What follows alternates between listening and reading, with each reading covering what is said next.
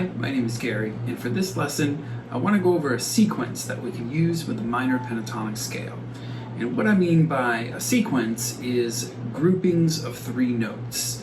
So, for example, if we were to start here on the 5th fret on the 6th string with the A minor pentatonic scale,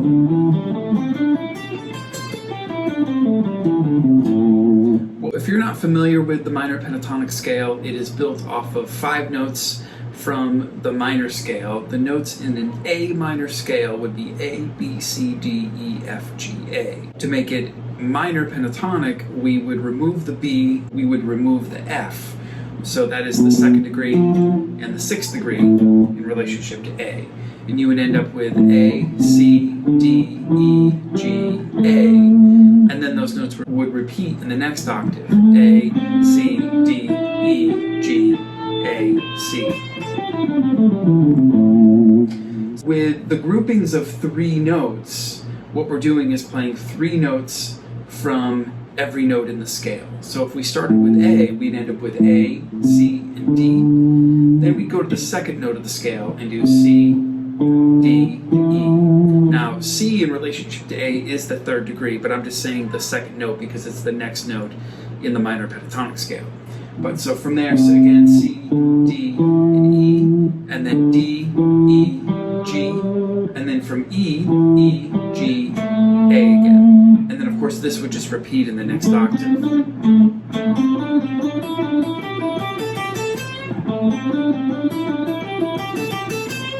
Both octaves together would be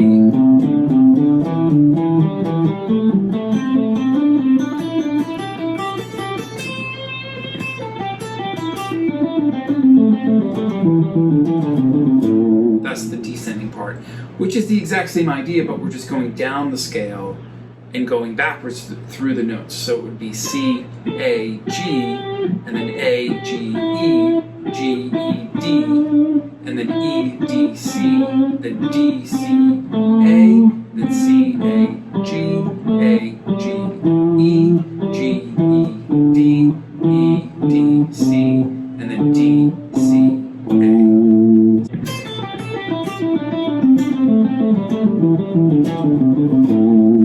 Now, what I'm doing in this particular example is I'm alternate picking all of the notes.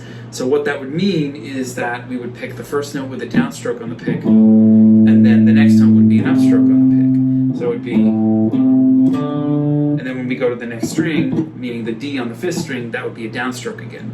So it would be down, up, down, up, down, up, down, up, down, up, down, up.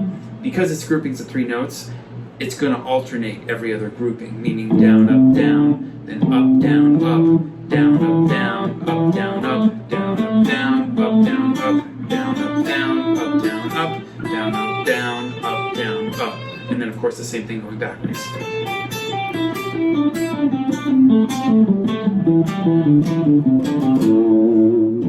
So that whole sequence together using just this first pattern, the root pattern of the minor pentatonic scale, would be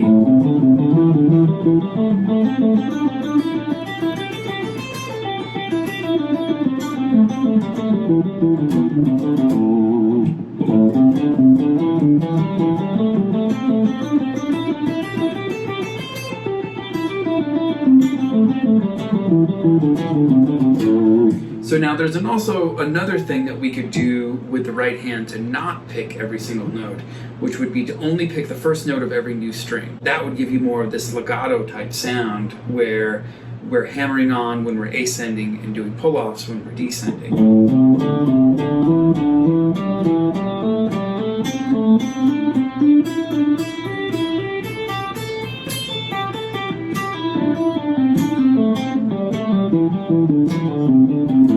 Most people find that pull-offs are more difficult than doing hammer-ons for whatever reason. I think it's just because we need to, when you're doing a pull-off, you have to pick the string and then kind of pull away from the string.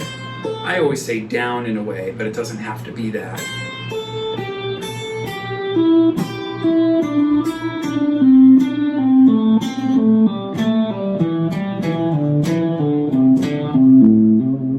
So what's interesting though with the groupings is that you really only end up pulling off one note on each string because you constantly are crossing strings. You're picking more notes than you're really pulling off.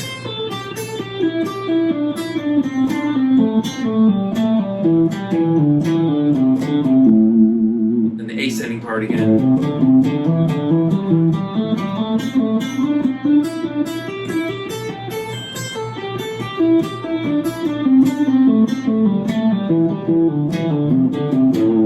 It makes for a really interesting sound though, especially when every note isn't picked. It changes the articulation.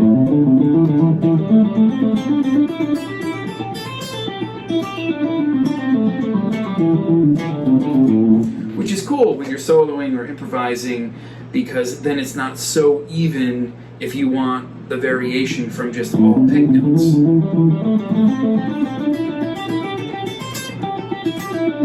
There's all the notes being picked.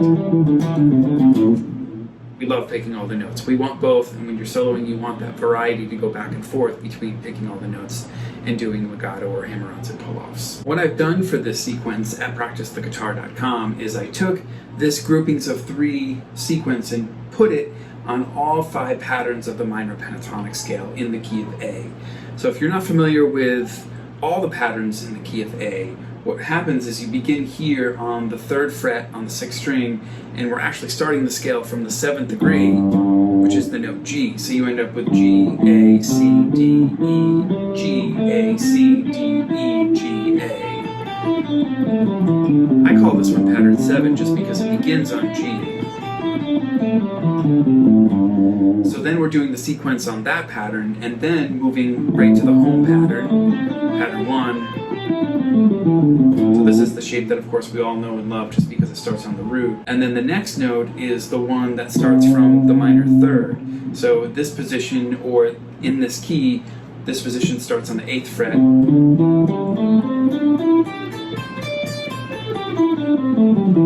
So that's C, D, E, G, A, C, D, E, G, A, C, D. And then for pattern 4, starts on D here on the 10th fret. And then for pattern 5, we're starting on E on the 12th fret here. So what I'm doing with the exercise is I'm just starting down here on the 3rd fret, and I do this sequence in every single pattern, going all the way up to the 12th fret, and then I go all the way back down. And when I filmed the videos for this, I did them both with some with alternate picking and some with hammer-ons and pull-offs, just to kind of give us a chance to practice both. It's extremely beneficial to be able to do both and to go back and forth between picking all the notes and of course doing legato. So if you think you get a lot out of this lesson, or you think you could practice along with these videos on the site, I would definitely recommend it.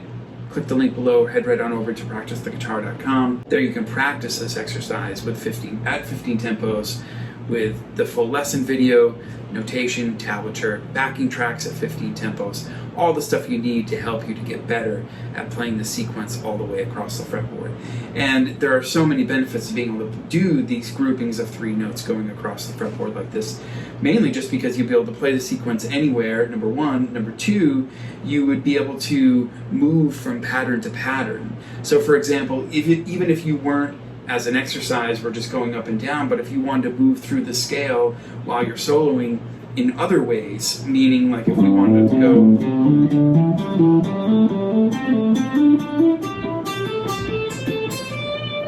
so still all groupings of 3s, but we're moving across the fretboard diagonally.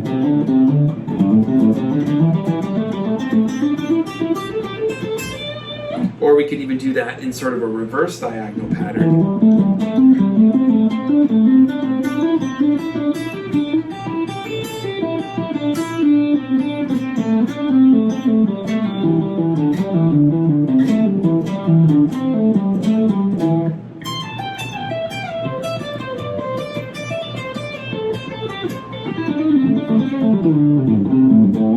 It's really beneficial to be able to move that anywhere across the neck because it just gives you a lot of mileage, keeps the scale moving, keeps the notes changing, and it just makes it more interesting and adds an interesting and musical element to your solo. Head on over to the site, go sign up, go check that out. I hope you enjoyed this lesson, and I'll see you next time.